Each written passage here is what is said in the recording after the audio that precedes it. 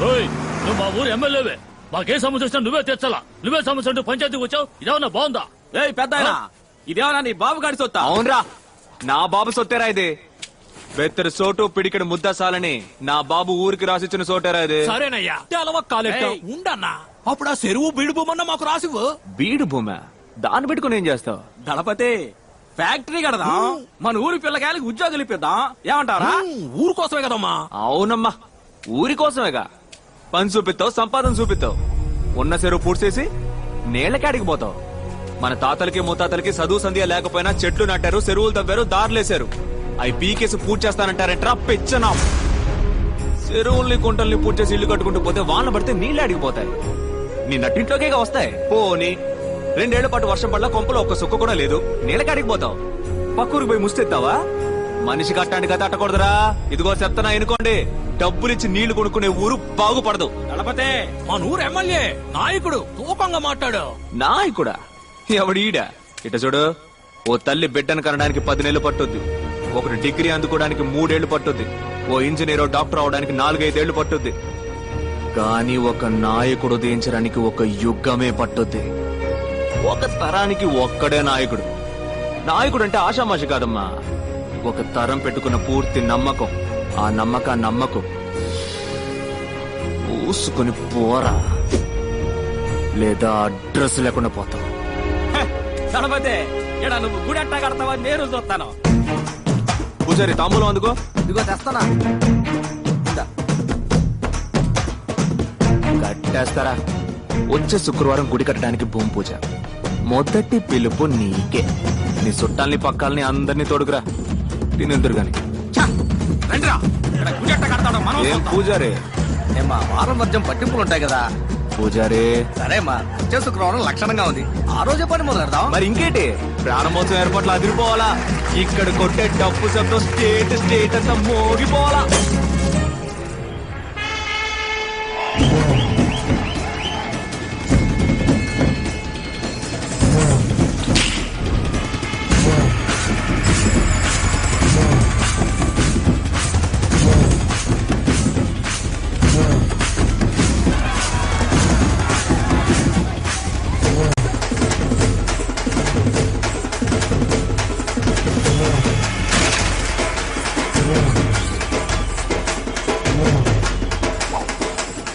ఎక్కడ్రా నా ఐసు కనపట్టలేదు.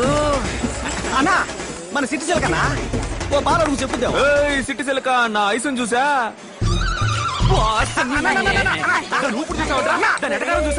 ఊరు మొత్తంలో నిన్ను ఎదిరించి మాట్లాడేది సిటీ సిల్క్ ఒక్కతానా? నువ్వు నాకు మాటను ముసలి దాన్ని ఆరేసి పారేసి చీరేసి ఉతికేస్తానంతే.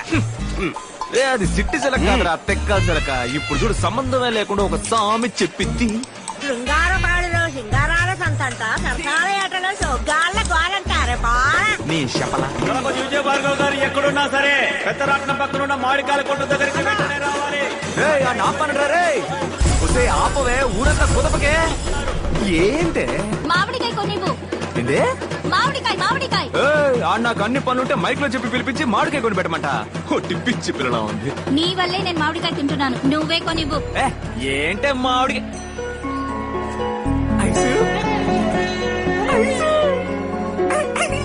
డబ్బుతో ఆన్ ద వే. కానీ ఇంకా 18 ఉన్నాయి. మా అమ్మని నేను పోటీలో గెలవడానికి. నేను ఎప్పుడో రెడీ కదా. అది మాకు తెలుసు. యాడికి పోతున్నా? పిల్లలకి అన్నం పెట్టడానికి వెళ్తున్నాను, తర్వాత వచ్చి రుద్దుకుందాం. అయ్యో, రాబోతున్నాడు ఇంకో జూనియర్ సింహం.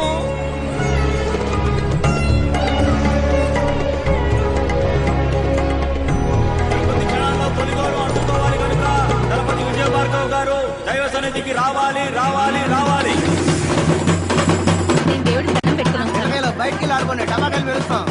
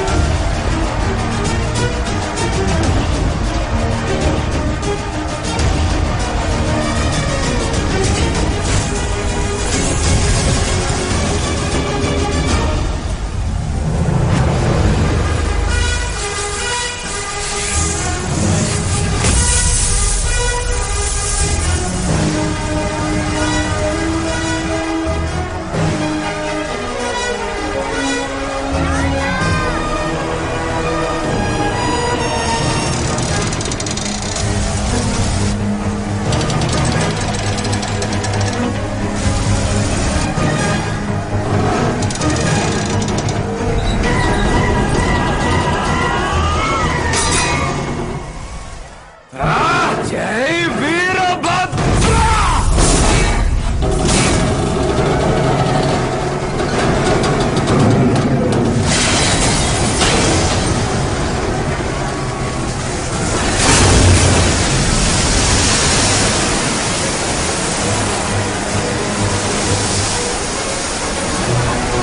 వెళ్ళండి, వెళ్ళండి, వెళ్ళండి, త్వరగా వెళ్ళండి.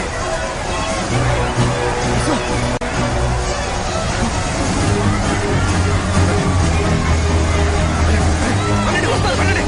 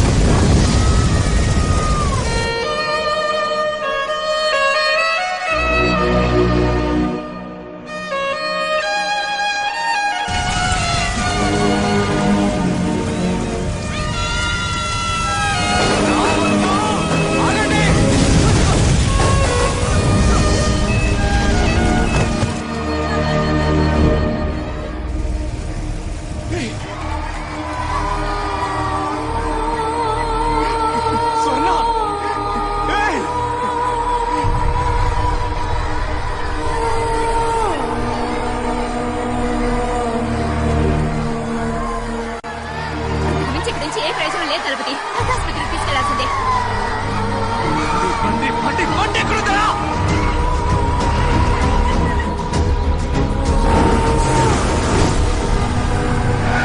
ఇట్లా చూడండి, ఎవ్వరు దిగులు పడకండి, మన పిల్లలకి ఏమీ కాదు. రండి, డాక్టర్ గారు వచ్చారు. అందరినీ రమ్మంటున్నారు. తొందరగా రండి. డాక్టర్, ఏమైంది? సారీ, వాళ్ళ పేరేంటమ్మా? స్వర్ణ రాజయ్య డాక్టర్. స్వర్ణ రాజయ్యల్ని కాపాడలేకపోయాం. ఓ 10 నిమిషాలు ముందుగా తీసుకొచ్చుంటే తప్పకుండా కాపాడుండేవాడు. 23 కిలోమీటర్లు డాక్టర్. 10 నిమిషాలు తెమ్మంటే ఎలా తీసుకొస్తా చెప్పండి. ఏం చేయమంటారు? హాస్పిటల్ సిటీలో కదా ఉంది. అప్పుడు గ్రామస్తులు చచ్చినా పర్వాలేదా? మీ ఆవేశంలో న్యాయం ఉంది, కానీ దానికి సమాధానం నాకు తెలియదు. సారీ.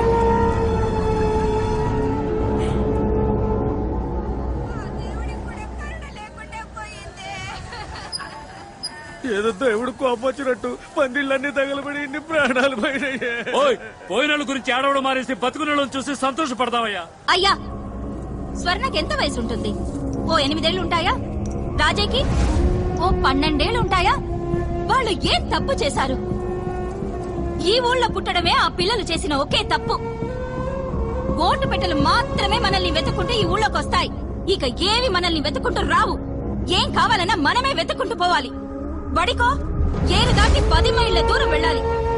ఊళ్ళో ఎక్కడ నిప్పంటుకున్నా నీళ్ళ బండి రావటానికి అర్ధరోజు అవుతోంది. 1కి 2కి వెళ్లాలన్నా కూడా ఊరి నుంచి 1/2 మైలు దూరం వెళ్ళాలి. ఇది ఈ ఊరి పరిస్థితి.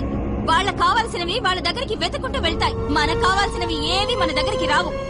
ఎందుకంటే వాళ్ళు సిటీలో ఉన్నారు, మనం గ్రామంలో ఉన్నాం. ఉన్నమాట అన్నావు తల్లే. మనం ఏడుకుంటే ఆదుకునే దేవుడు ఒక్కడే. వెంటనే గుడి కట్టడం మొదలెడదాం. అవునయ్యా.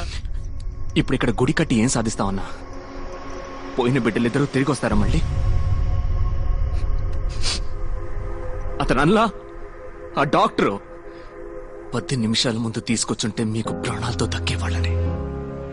ఇక్కడ గుడి కట్టకూడదన్నా, ఆస్పత్రి కట్టాలి. తలపతి, నువ్వు కోపంలో మాట్లాడుతున్నావు. గుడి కావాలంటే కట్టేస్తాం అని ఆసుపత్రి చాలా పెద్ద విషయం. అది సర్కారు వాళ్ళే చేయలేకపోయారు, మనం ఎంత రోజులు చెప్పు.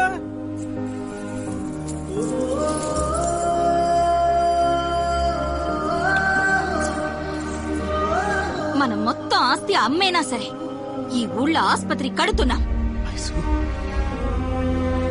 ఆస్పత్రి కట్టాలని మీరు గనక నిర్ణయించుకుంటే అది కార్యరూపం దాల్చడానికి నేను మా డీన్తో మాట్లాడతాను.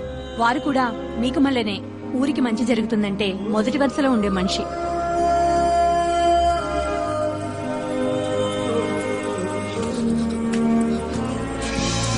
ఇక మన ఊళ్ళో రోగాలు రుష్టులతో ఒక్క ప్రాణం కూడా పోకూడదు.